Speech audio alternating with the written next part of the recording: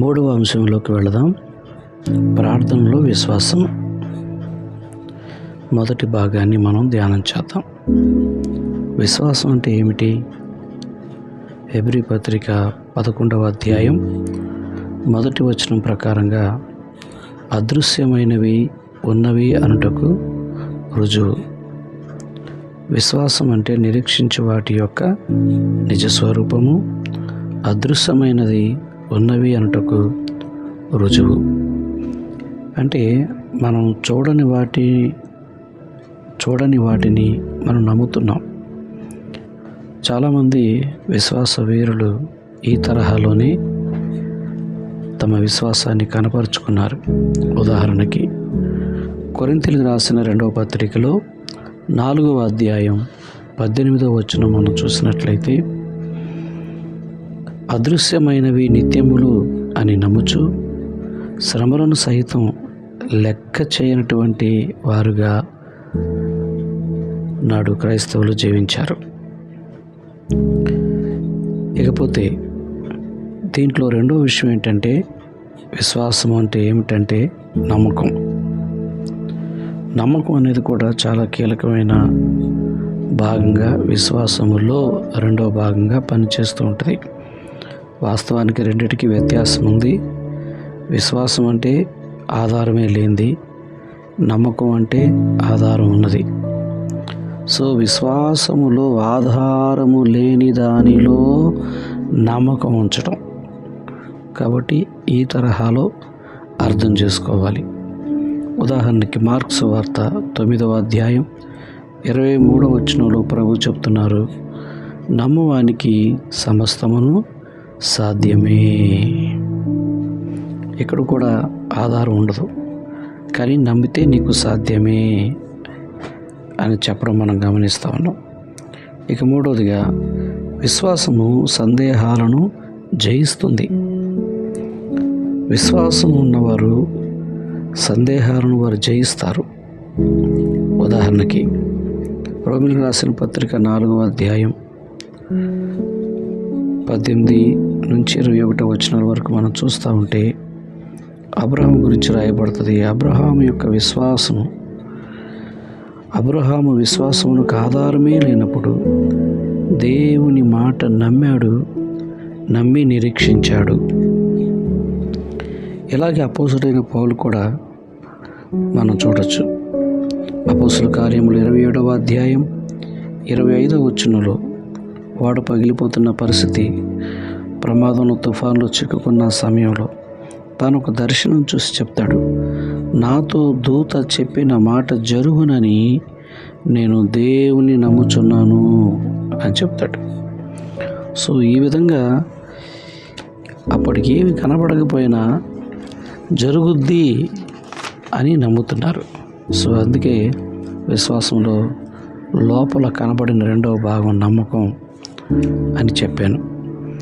ఇకపోతే ఇలాంటి విషయానికి మరొక ఉదాహరణ కరణీయ స్త్రీ. మత్తయి సువార్త 15వ అధ్యాయం 21 నుంచి 28 వచనాల వరకు మనం చూస్తే, ఆ యొక్క కనానీ స్త్రీ ప్రభు వలన నేను ఖచ్చితంగా పొందుతాను, ఆయన మాత్రమే ఈ కార్యమును చేస్తాడని తన కుమార్తె కొరకు వెంటపడుతూ పలు విధాలుగా ఆమె త్రోసిపడుతున్నప్పటికీ, అంటే ఆవిడకి నిరాశ ఎదురవుతున్నప్పటికీ కూడా ఇది ప్రభు వలన జరుగుతుందని నమ్మి మొత్తానికి ఆవిడ సాధించుకుంది, ప్రభు ద్వారా కార్యం సాధించుకుంది. సో ఆ విషయాలన్నీ మనకు తెలిసినవే కాబట్టి దాన్ని మనం వివరంగా ఏం చెప్పుకోవాల్సిన అవసరం లేదు. కాబట్టి ప్రార్థనలో విశ్వాసంతో అడగడం అనేది కూడా చాలా ప్రాముఖ్యం అన్నది కరణీయ స్త్రీ యొక్క జీవితం ద్వారా మనం తెలుసుకోవచ్చు. అందుకే కొన్ని వచనాలు విశ్వాసంలో మనల్ని పురికొల్పుతూ హెచ్చరిస్తూ ఉండడం అనేది మనం చూస్తాం. అలాంటివి కొన్ని మీకు మీ ముందు ఉంచుతాను. ఉదాహరణకి యాకోబు పత్రికలో 1వ అధ్యాయం 6వ వచనం చూస్తే, సందేహింపక విశ్వాసముతో అడగాలి. ఇకపోతే మార్కు సువార్త 4వ అధ్యాయం 40వ వచనంలో, మీరింకనూ నమ్మిక ఉంచలేక ఉన్నారా అని ప్రభు అడగడం శిష్యుల్ని మనం చూస్తూ ఉన్నాం. లూకాసు వార్త 8వ అధ్యాయం 25వ వచనంలో మీ విశ్వాసం ఎక్కడా అని ప్రభు శిష్యులను ప్రశ్నించడం చూస్తాం. మత్తయి సువార్త 17వ అధ్యాయం 20వ వచనంలో అందుకు ఆయన మీ అల్ప విశ్వాసం చేతనే స్వస్థతలు మీరు చేయలేకపోతున్నారు, మీకు కొన్ని సాధ్యము కావడం లేదు అని శిష్యుల్ని గర్దించడం కూడా మనం చూస్తాం. అలాగే యోహాను సువార్త 20వ అధ్యాయం 27వ వచనంలో అవిశ్వాసివి కాక విశ్వాసివై ఉండుము అని తోమాతో ప్రభు హెచ్చరించడం మనం చూస్తూ ఉన్నాం, సరిచేయడం చూస్తూ ఉన్నాం. మార్కు సువార్త 6వ అధ్యాయం 6వ వచనంలో వారి అవిశ్వాసమునకు ఆశ్చర్యపడెను అని ఉంది. ప్రభు వారి యొక్క అవిశ్వాసమునకు ఆశ్చర్యపడ్డాడు. ఎందుకంటే కొన్నిసార్లు మనం చాలా తెలుసు, చాలా చూస్తాం, చాలా అనుభవిస్తాం, అయినా కొన్నిసార్లు అవిశ్వాసంతో ప్రభు ముందుకు నువ్వు కనపడుతూ ఉంటాం. సో అది అలా ఉండకూడదు. మత్తయి సువార్త 13వ అధ్యాయం 58వ వచనం ప్రకారం వారి అవిశ్వాసమును బట్టి ఆయన అక్కడ అనేకమైన అద్భుత కార్యములను చేయలేదు. చాలా కార్యాలు ఆ ప్రాంతంలో చూడలేకపోవటానికి కారణం ఆ ప్రాంత ప్రజలలో ఉన్నటువంటి అవిశ్వాసం. ఇక మార్కు సువార్త 16వ అధ్యాయం 14వ వచనం చూస్తే వారి అపనమ్మకము నిమిత్తమును వారిని గద్దించెను.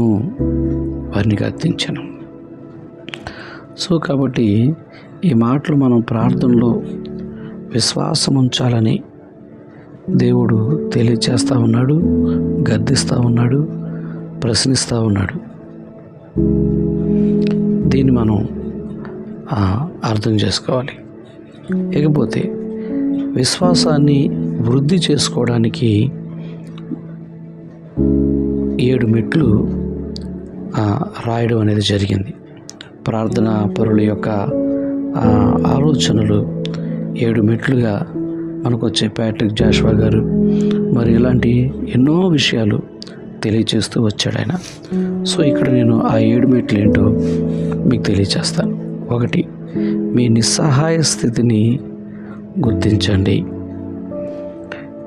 నిస్సహాయ స్థితిని గుర్తిస్తే అక్కడి నుంచి ఎలాగ మనం పైకి ఎదగాలో, దేవుడు ఏ విధంగా మనకు సహాయపడాలో మనకు అర్థమవుతుంది. అయితే దేవుడిని మనం ఎలాగ సహాయం అడగాలో మనకు తెలుస్తుంది. 2, దేవుని వాక్యంతో మనం ఎప్పుడూ కూడా పోషించబడుతూ ఉండాలి. 3, ప్రార్థనలో తగినంత సమయం మనం గడుపుతూ ఉండాలి. 4, జవాబులు పొందిన ప్రార్థనా వీరుల యొక్క పుస్తకాలు చదవడం కూడా మంచిదే.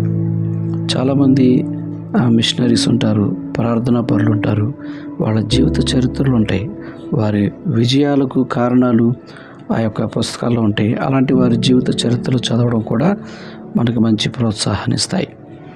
అలాగే ప్రతి దానిలో దేవునికి మనం విధేయత చూపేవారుగా ఉండాలి. ఇది చాలా ముఖ్యం. 6, జవాబు పొందిన వాటిని, మనం వ్యక్తిగతంగా జవాబు పొందిన వాటిని ఒక డైరీలో లేదా ఒక రికార్డెడ్గా రాసుకోవడం కూడా ఒక మంచి అలవాటు. ఎందుకంటే అప్పుడప్పుడు ఆ డైరీ తెరిచినప్పుడు, ఆ బుక్ తెరిచినప్పుడు దేవుడు మన పట్ల చేసిన అనేక ఆశ్చర్య కార్యాలు మనం అనుభవించిన కార్యాలే మనల్ని మరింత ప్రోత్సాహపరుస్తాయి కూడా.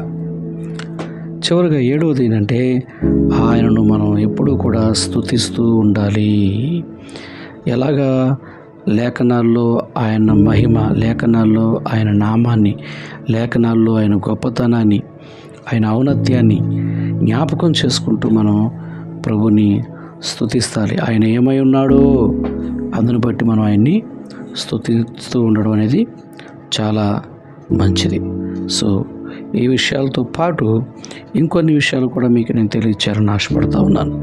అదేమిటంటే విశ్వాసానికి మరో 5 అవరోధాలు, అంటే ఆటంకాలు, అడ్డుగా ఉండేవి కూడా మీకు తెలియచేస్తాను. సామెతల గ్రంథం 3వ అధ్యాయం 5వ వచనం ప్రకారం నీ స్వబుద్ధిని ఆధారము చేసుకొనక అన్నాడు. అంటే మన స్వబుద్ధి మనకు ఆటంకంగా మారుతుంది. తర్వాత మార్కు సువార్త 4వ అధ్యాయం 40 వచనం ప్రకారంగా కలవరం అనేది, భయం అనేది విశ్వాసానికి ఆటంకంగా ఉంటుంది. యోహాను సువార్త 5వ అధ్యాయం 44వ వచనం ప్రకారంగా మూడవది, మనుష్యుల మెప్పు మనం ఎప్పుడూ కూడా వెతకూడదు. ఒక మాట ఉంది, మనుషులు మిమ్మల్ని పొగిడినప్పుడు మీకు శ్రమ అన్నాడు. అది గుర్తుపెట్టుకుంటే ఎప్పుడు పొగడతలకు మనం పడం. ప్రభువే మనల్ని మెచ్చాలి తప్ప మనుషుల మెప్పు మనకేమీ అక్కర్లేదు. వాటి మీద మనం ఏమీ పొంగిపోవాల్సిన అవసరం అంతకన్నా లేదు. 4వదిగా యాకోబు పత్రిక 1వ అధ్యాయం 6వ వచనంలో చూస్తే, సందేహింపక విశ్వాసంతో మనం అడగవలసిన ప్రతి విషయాన్ని అడగవచ్చు. అది ఎలాంటిదైనా, ఎంత పెద్దదైనా అడగడమే, ఇక అంతే. దాంట్లో సందేహం జరుగుద్దా జరగదా అది నెక్స్ట్, కానీ అడగడం అనేది ఫస్ట్. 5వదిగా మనం చూస్తే యోహాను గారు రాసిన మొదటి పత్రిక 3వ అధ్యాయం 21 ప్రకారంగా మన మీద నేరారోపణ, మన మనస్సాక్షి మన మీద నేరారోపణ చేయకుండా మనం చూసుకోవాలి. కాబట్టి ఆయనకి ఇష్టమైనది మనం చేయాలి, ఆయనకి ఇష్టం లేనివి ఏవి కూడా మనం చేయకూడదు. అలా చేస్తే మనస్సాక్షి మన మీద నేరారోపణ చేస్తే అలాంటిది జరగకుండా జాగ్రత్తగా చూసుకోవాలి. చివరిగా 6వది మనం చూస్తే హెబ్రీ పత్రిక 11వ అధ్యాయం 7 ప్రకారంగా హెచ్చరికలు, మనం దేవుడిచ్చే హెచ్చరికలు, వాక్యం ద్వారా వచ్చే హెచ్చరికలు ఎప్పుడు కూడా నిర్లక్ష్యం చేయకుండా చూసుకోవాలి. ఇవన్నీ కూడా మన విశ్వాసంలో మనకి ఎదగడానికి అడ్డుపడేవిగా ఈ 6 కూడా మనం చూస్తూ ఉన్నాం. ఇకపోతే విశ్వాసానికి 2 ముఖాలు ఉంటాయన్న సంగతిని మనం నేర్చుకుందాం.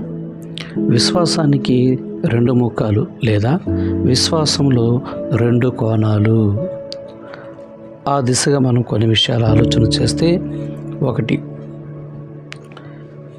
దేవుని మీద మనం నమ్మకం ఉంచాలి. విశ్వాసంలో శ్రమ ఉంటుంది, అలాగే విజయం కూడా ఉంటుంది. ఒకే కోణంలో మనం విశ్వాసంతో వెళతాము అని అనుకోకూడదు. ఆ దారిలో కొన్ని ఇబ్బందులు కూడా ఎదురవుతాయి, అంటే శ్రమలు కూడా ఎదురవుతాయి. చాలామంది భక్తుల జీవిత చరిత్రలు బైబిల్లోనే మనం చూస్తే ఎన్నో ఆటంకాలు, అవరోధాల మధ్య నుండి గొప్ప విజయాలు వాళ్ళు పొందడం అనేది మన భక్తుల జీవిత చరిత్రలో చూస్తూ ఉంటాం గ్రంథంలో. ఇంకా విశ్వాసానికి కూడా 2 అవరోధాలు ఉన్నాయి. ఏమిటి అంటే చింత అనేది, లేకపోతే భారం. ఇది ఎప్పుడూ కూడా అడ్డుపడుతూ ఉంటుంది. అందుకే యేసుప్రభువు అన్నారు, మీ చింత యావత్తును నా మీద వేయండి అని.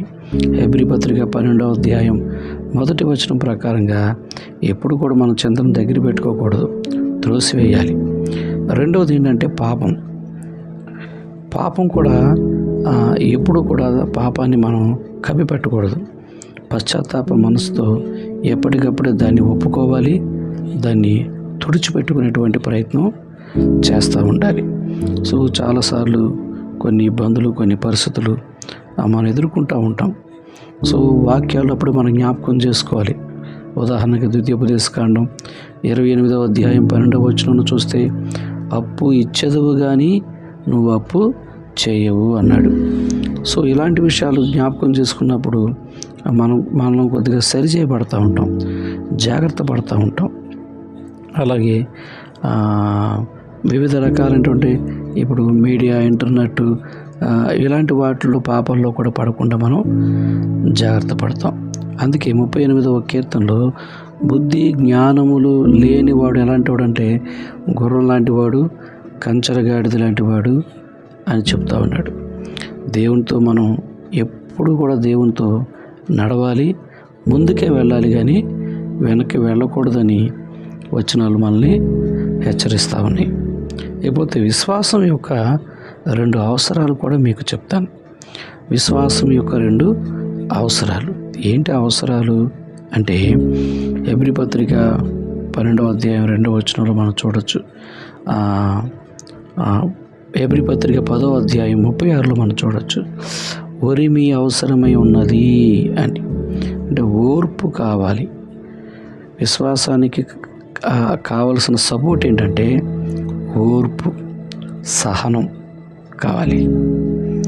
అందుకే హెబ్రీ పత్రికలో యేసుప్రభువు వారి గురించి ఏం రాయబడుతుంది? 12వ అధ్యాయం 2వ వచనం అంటే, యేసు వైపు చూచుచు ఓపికతో పరిగెత్తాలి. ఓర్పు కావాలి, సహనం కావాలి. సో ఇవి రెండు విశ్వాసానికి సపోర్ట్గా ఉంటాయి. సో ఈ రెండిటితో మనం మనుషుల వైపు కాదు, పాస్టర్ల వైపు కాదు, పరిచారకుల వైపు కాదు, గొప్ప గొప్ప ప్రసంగికుల వైపు కాదు, యేసు వైపు చూస్తూ మన జీవితాన్ని కొనసాగించాలి. ఎందుకు యేసు వైపే చూడాలి? ఎందుకు యేసు వైపు మాత్రమే తిరగాలి? ఏ భక్తుల వైపు తిరగకూడదా అంటే అవన్నీ మనకి కొన్ని నేర్చుకోవడానికి. ఉదాహరణకి హెబ్రీ పత్రిక 11వ అధ్యాయంలో 18 మంది విశ్వాస వీరులు ఉన్నారు.